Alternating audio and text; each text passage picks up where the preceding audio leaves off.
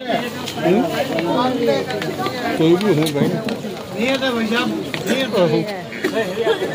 एक तो main ECP थोड़ा सीनियर होते हैं।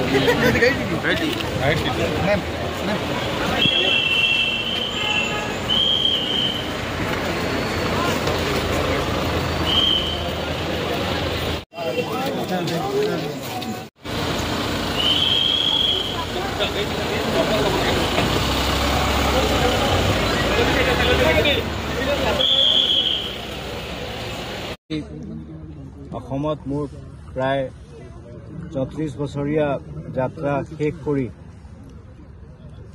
ভাৰত চৰকাৰৰ প্ৰতিনিধিত্বত গৈ আছো। মই যোৱা 5 বছৰ স্পেচিয়েল ডিজি ল এণ্ড অৰ্ডাৰ তাৰপিছত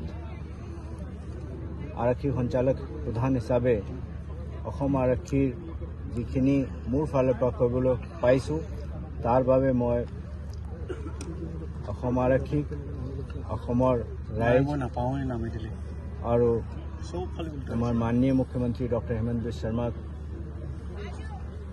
ধন্যবাদ আৰু কৃতজ্ঞতা জ্ঞাপন কৰিছোঁ। অসম আৰক্ষীয়ে মোৰ লগত প্ৰত্যেক খোজত আছিলে। তেখেতসকলে মোক যিমানখিনি সহায় আগবঢ়াইছে তাৰ বাবে মই কৃতজ্ঞ হৈ থাকিম। মাননীয় মুখ্যমন্ত্ৰী মহোদয়ৰ প্ৰতি মই বিশেষভাৱে কৃতজ্ঞতা অৰ্পণ কৰিছোঁ। তেখেতে আজি ৰাতিপুৱা মোৰ চৰকাৰী আৱাসত আহি মোক মাৰ্গদৰ্শন দিছে, মোক প্ৰেৰণা দিছে যে আৰু মই অসমৰ কাৰণে দেশৰ কাৰণে কি কৰিব পাৰোঁ। তাৰ বাবে মই তেখেতক বিশেষভাৱে ধন্যবাদ জনাব খুজিছোঁ। তেখেতক মই কৃতজ্ঞতা অৰ্পণ কৰিব খুজিছোঁ। মোৰ মা কামাখ্যাৰ প্ৰতি যিটো মোৰ আৰাধনাৰ ভাৱ আছে সেইখিনি মই বাৰে বাৰে ক'ব নালাগে, তথাপিও মই বিশেষভাৱে এইটো আজি ক'ব খুজিছোঁ। কাৰণ আজি মই আৰু মোৰ পৰিয়াল যি পজিশ্যনত আছে এইটো মা কামাখ্যাৰ আশীৰ্বাদতে আছে। তেখেতক মই আকৌ এবাৰ নমন কৰিছোঁ। শেষত মই অসমবাসী ৰাইজৰ প্ৰতি মোৰ কৃতজ্ঞতা, মোৰ অভিনন্দন, মোৰ শুভেচ্ছা জ্ঞাপন কৰিছোঁ। অসমবাসী ৰাইজক মই নমন কৰিছোঁ, মই চেলুট কৰিছোঁ। কাৰণ যোৱা 34 বছৰ অসমবাসী ৰাইজ ভাল দিন হওক বেয়া দিন হওক সদায় মোৰ লগত আছিলে। মই আশা কৰিছোঁ যে অনাগত দিনতো তেওঁলোকৰ যিটো নিজৰ পুলিচ, আসাম পুলিচ, সেইটোক অসমৰ ৰাইজ সদায় সহায় আগবঢ়াই থাকিব।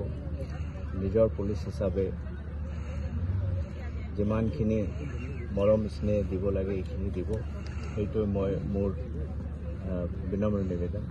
শেষত আপোনালোকক সকলক মই মোৰ ফালৰ পৰা ধন্যবাদ জনাই মই অসমৰ পৰা বিদায় বিচাৰিছোঁ।